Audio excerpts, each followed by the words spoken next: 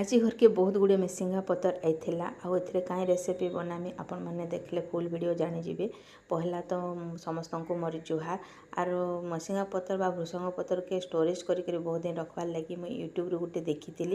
जेनटा कि यहाँ पहला मेसिंगा पतर के धोई धुआ कर पोछी देली आउ कढ़ई ताके कड़ा कर भाईदेली सुखी जीवार तक तापर मुग डाली दुकानटा मुठे ताके तेल रे छानी देली और लंका गोटे छानी देकरी ग्राइंडिंग करदेली बढ़िया गुंड गोटे बाहरी गला सेटा के स्टोरेज करबार लगी फ्रिज रे गोटे एयरटाइट डबारे रखीदेली बहुत सुंदर गुंडटे तैयारी होगला। आर आमर सम्बलपुरिया मानकर सबुदिन पखाल दिवस अन्य माने पखाल दिवस मनाउछन आमे सबुदिन पखाल ही खाइसु और सुखा भी खाइसु। तापर यहाँ मैं टमाटो भेड़ी भाजदेली आउ पाग बनाबार लगी यहाँ आलू भर्ता आर मुनगा बेसर करी टमाटो पाग करी भी जेनटा कि बाबू के बहुत भल लगे भेड़ी भी भाजी देती गोटा गोटा करी। मोर वीडियो केनता लागला आपण मैंने कहबे लाइक करबे और सब्सक्राइब करदेबे।